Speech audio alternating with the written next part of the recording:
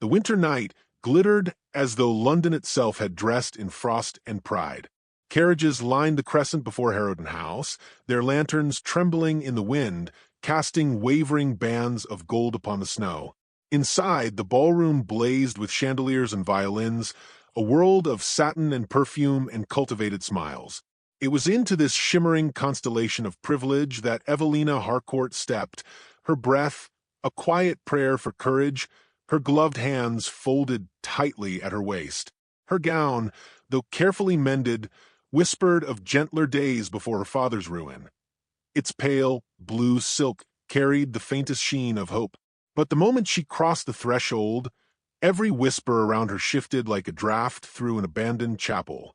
Fans stilled, brows arched. Someone murmured that she was bold to show her face at all. Another murmured bolder, still to do so in last season's dress. Evelina kept her spine straight and her gaze level, though her heartbeat trembled like a frightened bird. She had come because her cousin insisted that attending would restore some dignity to the Harcourt name. Dignity, Evelina thought, was a fragile garment, easily torn, never easily mended. Yet she walked deeper into the glow, her footsteps soft against the marble floor as she studied the crowd with careful restraint. And then she saw him. The Duke of Harrowden stood near the orchestra, tall and composed, the black of his coat fitted with soldierly precision. Adrian Pembroke had the air of a man carved from winter, handsome in a severe way, self-contained, unreadable. He carried the surety of power without flaunting it, though the room seemed arranged around him as if aware he was its axis. For a moment, Evelina hesitated, feeling an ache she had never confessed to anyone. She had admired him from afar for years, drawn by the quiet steadiness beneath his aloof exterior. But admiration meant little when one's reputation had been dragged through the city like laundry hung in the rain. Her cousin's hand pressed into her back. "Go to him," she whispered. "He must see you are unshaken." But Evelina felt anything but unshaken. Still, she gathered her courage and approached him, her steps measured, her expression serene. When Adrian turned toward her, his gaze flickered, just for a breath, with something she could not name. Recognition, perhaps, or regret. Then his composure returned, smooth as brushed velvet, and he inclined his head. "Lady Evelina." His voice was low, controlled, carrying the faintest trace of an emotion he fought to contain. She dipped her chin. "Your Grace." The moment hung suspended, fragile as spun glass. Around them, conversations faltered. Fans paused mid-flutter. Society leaned in, eager for a spectacle. Evelina drew breath. "I wished only to offer my gratitude for your kindness to my father last spring. He has spoken of it often." Adrian's jaw shifted a fraction. "Your father was my late father's friend." Courtesy demanded no less. Her cheeks warmed, though she willed them not to. She sensed the growing attention, the room sharpening around her like a blade. "Even so, I am grateful." He studied her, too long, she feared, then glanced around at the watching faces. Something hardened in him, something she had not expected, and then he said the words that would cleave her world in two. "Lady Evelina," he said, quietly yet distinctly, "you will never be my Duchess. I do not offer affection out of pity."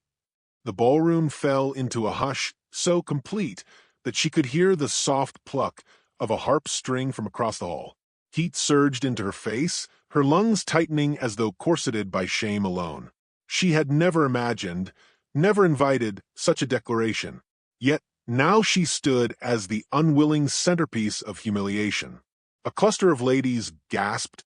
A gentleman smirked. Someone whispered that she should have known her place. Evelina felt the room contract, the chandeliers blurring behind the sting of tears she refused to shed. She curtsied, perfectly, gracefully, despite the shattering beneath her ribs. "Of course, Your Grace," she murmured, her voice softer than the crush of silk around her. "I ask for nothing." She turned, moving through the crowd with a dignified calm that cost her the last of her strength. A hostess tried to press a rose into her hand, but the gesture only drew more eyes. A sympathetic footman draped a cloak over her shoulders. She thanked him, though pity stung sharper than contempt. She slipped from the ballroom, out into the cold where the night air struck her with the mercy of truth. Snow drifted from the heavens in slow, mournful spirals. Her carriage awaited at the foot of the hill, its lanterns dimmed by frost. She walked toward it, each step echoing like a heartbeat across the frozen path. High above, from a balcony shrouded in shadow, Adrian stood watching. His hands gripped the railing so tightly his knuckles blanched beneath black gloves. The mask he wore inside, the mask of indifference, cracked in the solitude of winter. As Evelina's carriage door closed, a gust of wind swept her cloak like a banner of retreat. She did not see the way his expression faltered or how his breath caught, as though some truth lodged in his chest. She did not hear the words he whispered into the night, words no one else was meant to hear, words that contradicted everything he had just said.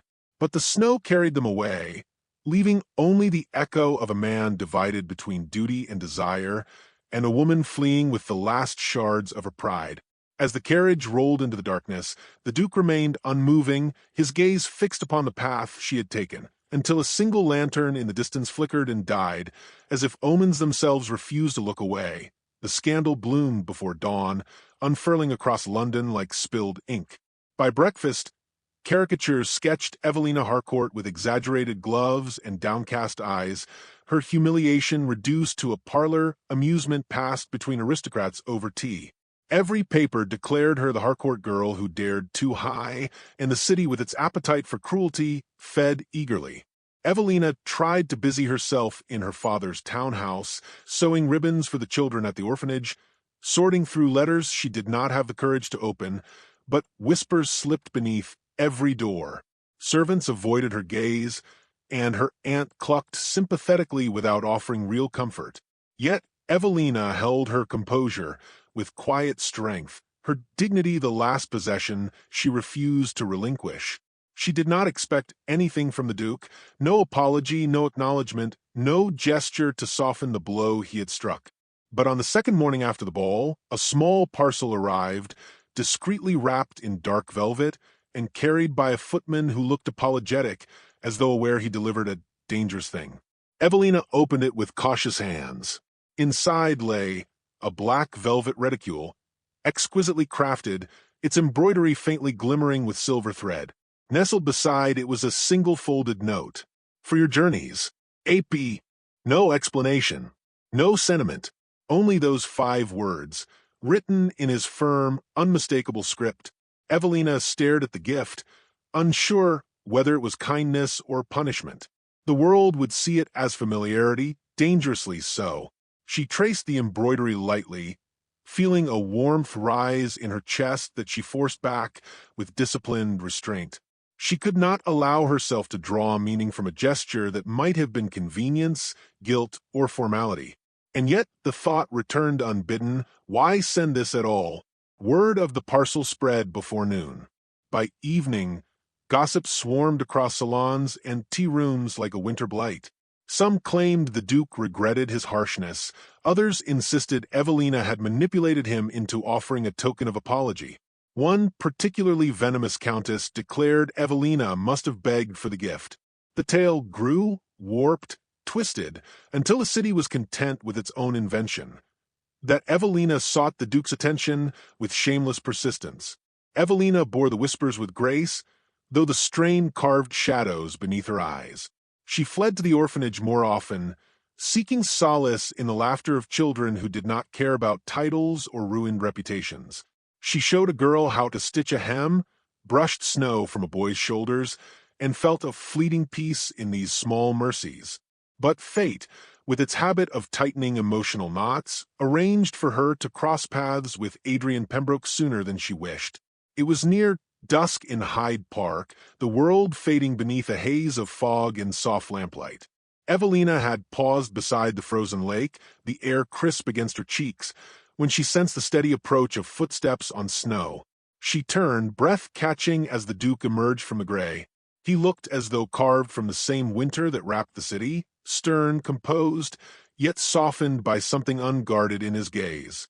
His coat was dusted with frost, His breath formed faint clouds between them. "You should not walk alone at dusk," he said quietly. Her chin lifted with subtle defiance. "I have walked alone long before you noticed, Your Grace." His eyes flickered, sorrow and restraint twisting together. "Still," he murmured, "it concerns me." A gust of wind swept between them, pushing her scarf against his sleeve. Their hands brushed, barely a touch, yet it sent a tremor through both. Evelina stepped back at once, needing distance before her heart betrayed her.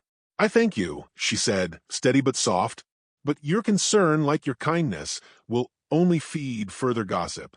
He hesitated, as though each word fought against some unseen boundary. "Let them gossip." She blinked, startled. "You of all men cannot afford scandal." A muscle tightened in his jaw. Some misinterpretations are easier to endure than others. Before Evelina could answer, the distant bells of a passing carriage startled a flock of birds from a nearby tree, their wings scattering echoes through the fog. The moment fractured, and she stepped away, needing the safety of distance. "Good evening, Your Grace," she whispered, then turned before he could stop her. He watched her go, his gloved hand half raised, as if reaching for something he did not yet have the right to touch. The park encounter, brief as it was, ignited a fresh wave of rumors by morning. Some claimed the Duke had escorted her home. Others insisted he had declared affection. But the most damaging rumor came from the jealous countess, the one with emerald fans and an appetite for cruelty. She announced with feigned innocence that Evelina had refused the Duke after he pursued her relentlessly, that she had been courted by him in secret all season, that he had begged for her attention. It was a lie, but one spoken by a woman with influence, and it spread like fire among dry reeds. Suddenly, it was Adrian whose reputation wavered beneath scrutiny. Men questioned his judgment. Women whispered behind painted fans. The Duke, who had once seemed untouchable, found the ice of society shifting beneath his feet. Evelina learned of the rumor while leaving a charity gala 2 nights later. She paused in the frost-silvered conservatory, her breath trembling in the cold, when she sensed someone behind her. Adrian stepped out of the shadows, his face etched with something between anger and vulnerability. "You have heard," he said. "Yes," she whispered. "I am sorry.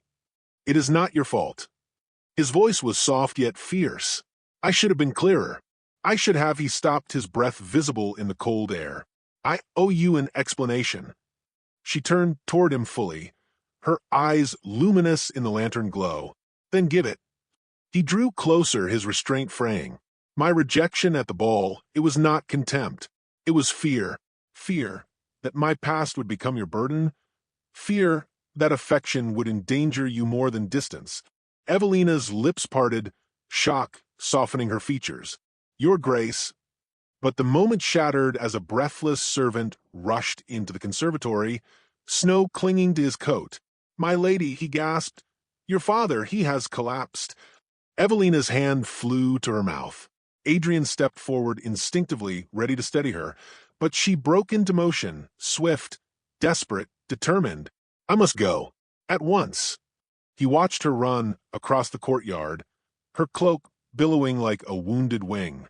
And as her carriage disappeared into the night, a fierce and dawning truth settled in Adrian Pembroke's chest, one that would not let him sleep nor let him lie to himself much longer. The news of her father's collapse struck Evelina like a blow to the ribs, leaving her breathless even as she forced herself into composure. The carriage ride home blurred into a fog of dread and cold glass, her gloved hands pressed against her lips as though she could steady her trembling heart with silence alone. When she reached the townhouse, she found her father pale and feverish, murmuring half-formed apologies tangled with the ramblings of a man who had carried too much shame for too many years. Physicians whispered of strain, of debts, of the exhaustion that comes when a man lives beneath the crushing weight of desperation. Evelina knelt by his bedside, brushing damp curls from his brow as he clutched at her wrist with surprising strength. "Forgive me, child," he rasped. "I tried to protect you." Her throat tightened. "There is nothing to forgive." But his next words pierced her with icy dread. He spoke of agreements made in secret, of men who valued lineage more than humanity, of a contract bearing her name. Her future bartered away in exchange for time he no longer possessed. Evelina's vision dimmed at the edges, her pulse hammering with disbelief. She wanted to deny it, to insist he had imagined it, but the look in his sunken eyes confirmed the truth. Her life had been gambled like a coin tossed across a tavern table.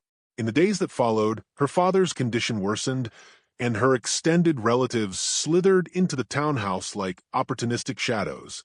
They whispered instructions cloaked as concern. She must agree to the arrangement, she must accept the match, she must salvage what remained of the Harcourt dignity.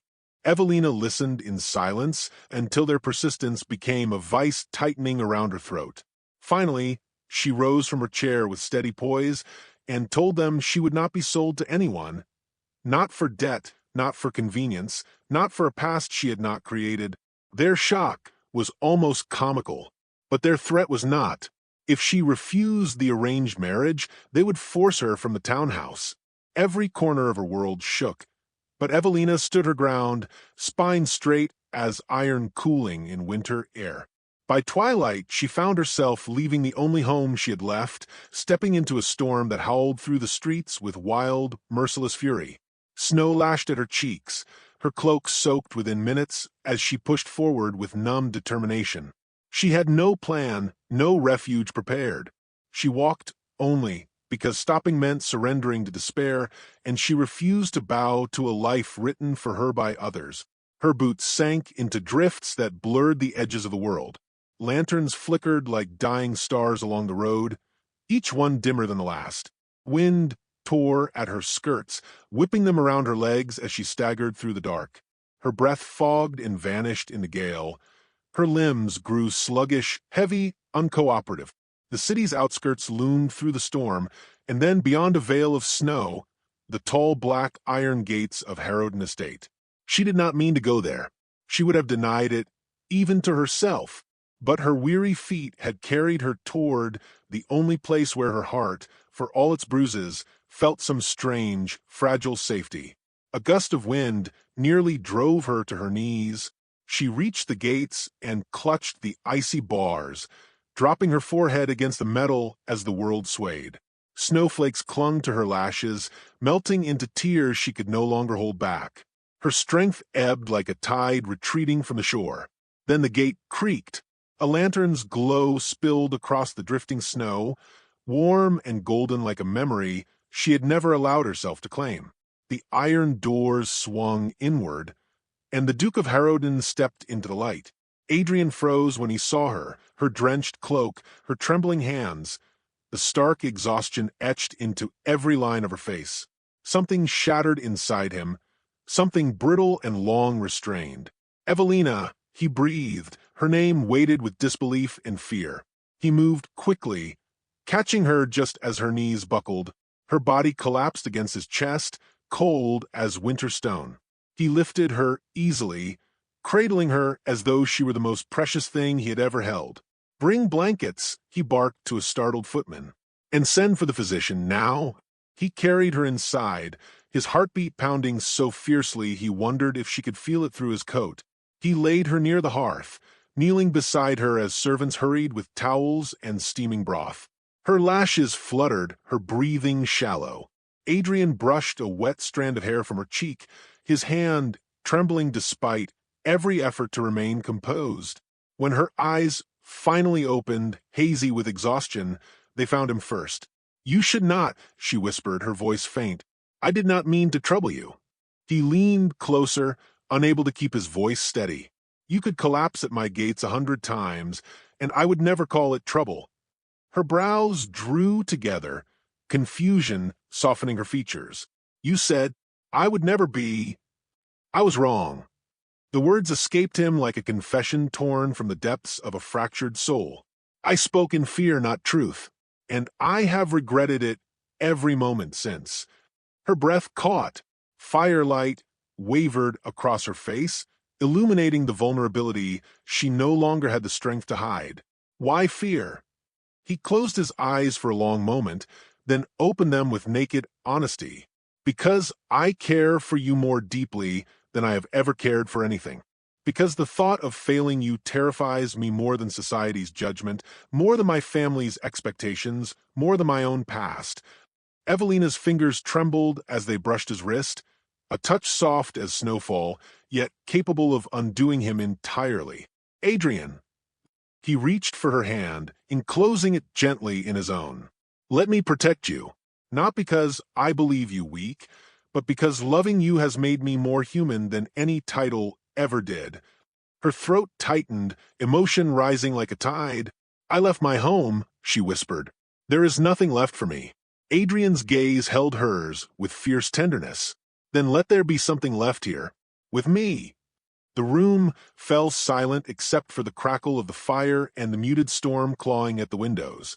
Evelina exhaled, her breath unsteady, her heart shifting toward a truth she could no longer deny. But before she could speak, the front doors burst open with a gust of icy wind, and a messenger stumbled inside, face pale, cloak dripping with snow. He clutched a letter sealed in black. Your Grace, he gasped, eyes darting between them. Urgent news from Lady Evelina's townhouse.